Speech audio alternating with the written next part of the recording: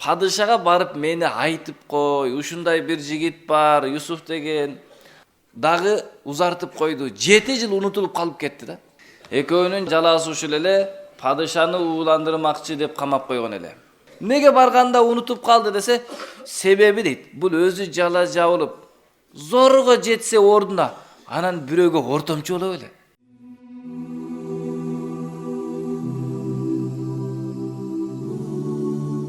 أعوذ بالله من الشيطان الرجيم يا صاحبي السجن أما أحدكما فيسقي ربه خمرا وأما الآخر فيصلب فتأكله الطير من رأسه قضي الأمر الذي فيه تستفتيان.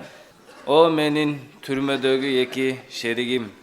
Ал эми экөөңдүн бирөөңөр ал берет кожоюнуна, падышасына арак. Ал эми экинчиси асылынат. Анан жейт башынан куштар. Чечилинди ал экөөсү сураган иш. Юсуф алейхиссалату вассалам түрмөгө түшкөн убакытта эки адам түш сураган эле, чогуу түшкөндөрдүн. Алардын бирөөсү падышага суу берген эле, экинчиси падышага тамак берет эле. Экөөнө тең bir jala jabılgan ele, padışanı uğulandırıp öldüröt dep hareket kıldı dep. Eköөнүн jalası uşul ele, padışanı uğulandırmakçı dep kamap koygon ele. Oşontip suu bергени түш көргөн ele, түшүн өткөндө айтканбыз. Түш көргөндө 3 шактуу жүзүм дарагын көрүп, 3 шактан жүзүм алып, сугарып падышага бергенде падыша ичкен. Экинчиси болсо башына 3 себет көтөрүп алган, себетте нан бар эле, куштар жеп жаткан эле. Мына ошол түшүн айтып атат. Экөөңдүн бирөөң, жанагы экөөсүнүн бирөөсү кимиси жүзүм дарагынан сок сыгып бергени болсо, ошону айтып атат. Сен сок сыгып бергениң ошол 3 жүзүмдүн шагы өтө жакшы шаг экен. 3 күндөн кийин сени чакыртат, мурдагы ордуңа коет, падышага сен ошондой шарап жасап бересиң деп айтты. Экинчисиге айтты, ал эми сени 3 себет көргөнсүң. 3 күндөн кийин падыша сени чакыртат дагы, сени жазага асып коет. Анан сени асып койгондо куштар башыңдан келип жеп кетет dedi. Юсуф алейхиссалам качан ушул түшүнү жоруп берди? Качан аларга Allah'ты taaныштырып, динди taaныштыргандан кийин анан алардын түшүн жоруп берди да. Андан кийин окуя улан не кылды? Юсуф алейхиссалату вассалам айтты: "Ва кала лиллази занна аннаху najim minhuma uzkurni inda rabbik fa ansahu şeytanu zikra rabbih falabitha fi sijni bid'a sinin." Yusuf aleyhisselam aytты, кутулат деп ойлогонуга экөөнүн ичинен эскерип кой мени кожоюндун алдында деп. Унуттурду шайтан аны Роббисини эстөөдү.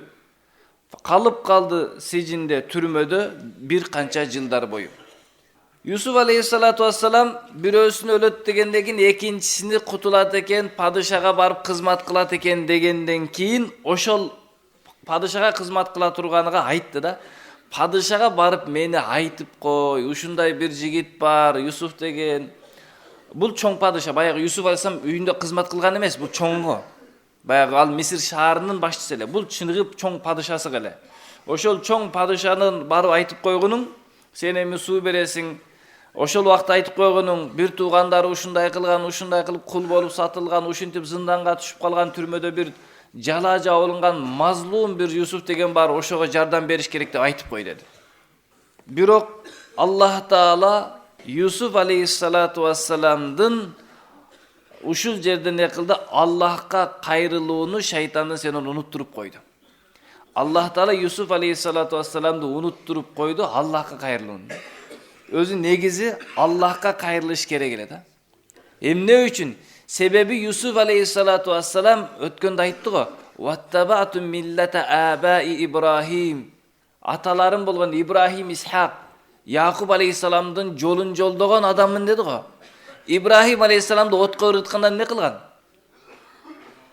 Отко ырытканда Жибрил алейхиссалату вассалам келип айтуга хал мин хажатин, муктаждык барбы, жардам берейинби десе, ооба муктаждык бар, бирок сага эмес деген да. Юсуф алейхиссалату вассалам не кылды ушул жерде? Шайтан унуттуруп койду. Аллахка кайрылууну не кылды? Аллахка эмес, махлуктардан үмүт кылып калды, пайда берет, балким чыгарып коет деп да. Экинчиси, Юсуф алейхиссалату вассалам түрмөгө түшүүнү Алладан сураган эле го. Түрмөгө түшүрдү Алладан сураган эле. Зулайка мени менен жаман ишти кыласың дегенде не деди? Мен кылбаймын. Роббим түрмө мага жакшыраак, бул чакырып жаткан нерседен көрү деп. Түшүп баратканда түрмөнү өзү Алладан сурады. Түшүп калгандан кийин Аллага кайрылбай, махлуктарга таянды дейт. Мулла Али Кари рахматуллахи алейхи айтат, Абу Хафс рахматуллахи алейхтин риваятында келет, түрмөгө түшөрдө менден сурадың, куткарыш керек болгондо башкага кайрылдың деп Аллах Таала не кылды? Калтырып койду Юсуф алейхиссалам дагы бир канча жылдарга деп. Дагы бир канча жылга калтырып койду. Адамдар өзүгө келген зулумду кетириш үчүн, сизге бирөө жала жапса, сизге бирөө бир туура эмес мамиле кылса, ошол зулумду кетириш үчүн шариатта бирөөдөн жардам сураса болот. Тыйылбайт, уруксат барып мени ушинтип жала жаап атат, мага мындай кылды деп барса болот. Бирок Аллахка жакын болгон, Алланын эң жакын досторуга бул болбой калат экен да. Ошол үчүн Юсуф алейхиссалам Алланын эң жакын досу эле да.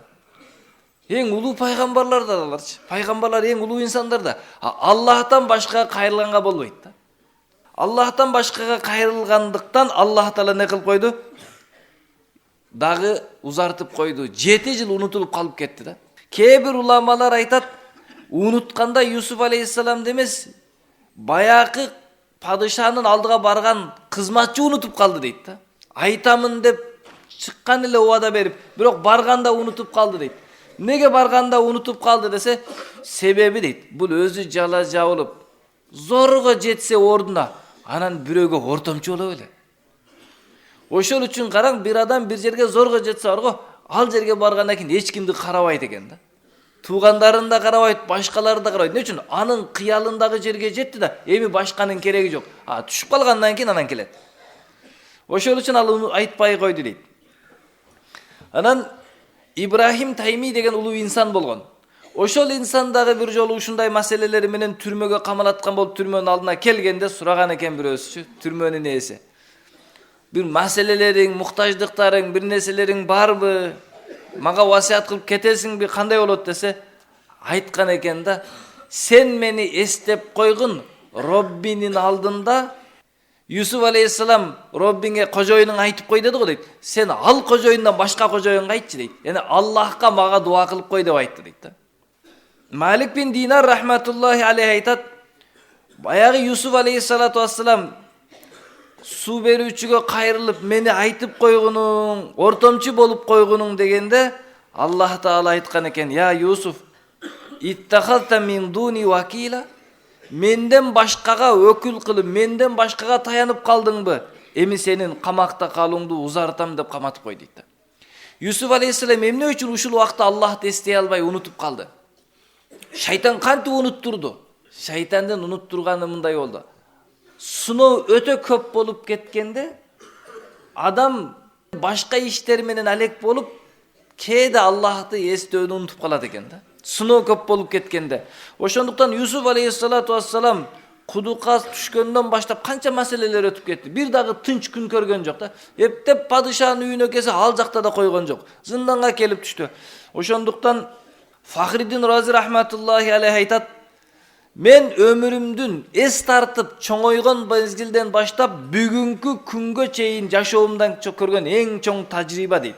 Өтө улуу тафсир жазган муфассир киши Фахриддин Рази дейт. Ошол киши айтат: "Менин өмүрүмдүн башынан баштап эле бүгүнкү күнгө чейин менин алган эң чоң тажрыйбам, кайсыл инсан маселесини Алладан башкага айтса, Алладан башкага таянса, маселеси кайран маселе, проблемага, кыйынчылыкка айланып кетет" дейт.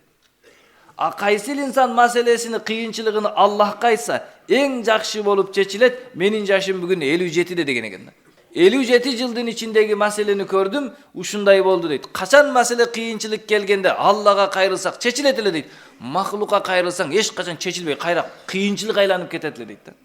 Ошол үчүн адам кыйынчылык келгенде биринчи Аллага кайрылыш керек да. Ден соолуктан ооруп калдыңыз, биринчи Аллага кайрылың. Бизде караңыздар, Аллахка кайрылуу эң акыры турат да. Таппай калгандан кийинчи докторго барасыз, анализ барасыз, ал жак чыкпайт, бул жак чыкпайт, республикага барасыз, болбой, чет мамлекетке барасыз, болбой калгандан кийин эми өлөт, аз калды, врачтар чыгарып таштады дегенде молдеге окуп бербейсизби деп келет да. Молдеге дем салып койбойсузбу, больницадан чыгарып таштады дейт. Башка бара турган жериңиз жок экен, эртеле келсеңиз болбойбу? Кайтыш болуп кетсе дагы молдекеге келесиз да. Эртеле кел, биринчи Аллага кайрыла берсе болбойбу, эртеле. Ошол үчүн Пайгамбарым ушу сөзүн риваят кылган бул хадис. Алла райым кылсын Юсуфка. Ошол сөзүн айтпай койгондо түрмөдө анча көп калып кетмек элемес депчи. Ошол үчүн биз маселелерди чечиш үчүн Алладан башкага кайрылгандыктан маселебиз чечилбей жатат да. Ошого адамдын кички маселесинен баштап чоң маселе баарын Аллага кайрыш керек. Пайгамбар алейхиссалату вассалам жада калса бут кийимдин боо үзүлүп кетсе дагы Аллага кайрылганды үйрөткөн да. Бут кийим боо үзүлүп кетти, Аллага кайрыш керек. Кичинекей маселеден чоң маселенин ар биринде биз Алладан сурашыбыз керек. Ошондо маселе оңой чечилет да. Эгер Алладан башкага кайрыла турган болсо, маселелер чечилбейт. Кыйынчылыктар кыйынчылыкка ууланып кете берет. Элестетип көрүңүз, карзыңыз бар. Экинчи бирөөдөн карз сурап берип койсоңуз чечилдиби? Чечилген жок. Буга бере турган карзыңыз бул жака жылып калды да. Ошо мындан бир аз көбүрөөк алып буга берип, калганын алып калган. Сен буга көбүрөөк төлөйсүң. Банкка барсаңыз процент менен көбүрөөк төлөйсүң. Чечилген жок да. Эгер Аллага айтсаңыз, Алла бир жагынан жөнөтсө чечиле беле? Чечилет эле. Ошондуктан адамдын жашоодогу кыйынчылыктарында Аллага кайрылса, Алла жеңил кылып чечип берет. Алла бизге кыйынчылыкты берет дагы сынайт. Кимге кайрылат депчи. Бизге ден соолук берип койду. Андан кээде кичине оорутат да. Оорутса не дейбиз? Allah ушул ооруну сынооду жөнөттү дебестен Алладан башка нерселерге айтабыз. Суук жатып калдым эле. Тердеп эшикке чыгып койдум эле. Кыш, ошо себептен Аллах берген күнөөнү кечирте турган ооруларды биз башка нерселерге сытып койдук. Алла разы боло эме? Анан не кылат? Алла ушул пендеме оору берсем сыноодон өтпөй калды деп кайра ден соолук берсе не дейт? Аналгин иштемеден айырып кеттим дейт. Эми сыноодон өтөбүзбү? Оюза келбейт да. Бир адам ооруп больницадан айырып кетсе не кылат? Мен ушинтип ооруп калдым. Мен да ушинтип ооругам, паланчы докторго барсаң жакшы билет дейт. Ошол үчүн Аллага кайрылганды үйрөнүш керек экен ар бир учурда. Макул биринчи 2 рекет намаз окуңуз, Алладан сураңыз, садака бериңиз, дуа кылыңыз. Анан болбосо Алла балким сен менин шифамды тети докторда койсоң керек, барып көрөйүн деп барыңыз да. Биринчи эле мен ошондон алып алам деп барбайчы. Биринчи Аллага кайрылыш керек да. Абу Бакыр Сиддик радиаллаху анху катуу ооруп калган да. Ооруп калса зияратка келген сахабалар айтты, докторга көрсөтөлүбү сиз десе көрдү дептир да. Ne dese inni fa'alul lima urid dedi. Men bilgenimdi kılam dep aytты дейт. Тагыраак айтканы мени Аллах көрдү, ошол шифа бере турган зат. Мен билгенимди кылам, аз оорутам, каалаганды айыктырам деп айтты дейт. Ошол үчүн Аллах бир сынооду берет, сынап, ким берди дейт экен дейт.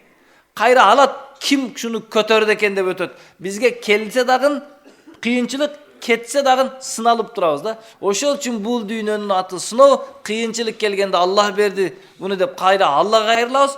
Алла ошону жеңилчилик кылып койсо кайра Аллага айтабыз, алхамдулилла, Алла сен муну алып койдуң депчи. Ошол үчүн исламда 2 намаз бар. Шүкүр намазы, анан тоба намазы дейт. Кыйынчылык келгенде тоба кылабыз. Алла, ушуну сен жөнөттүң, эми кечирип койгун, тоба кылдым, күнөөлөрдү кылбайм. Алла кыйынчылык алып койсо, алхамдулилла, шүкүр Алла, рахмат сага, сен алып койдуң депчи. Ошондуктан Аллах баарыбызга мүмкүнчүлүк берсин, ар бир учурда Аллахка кайрылганга.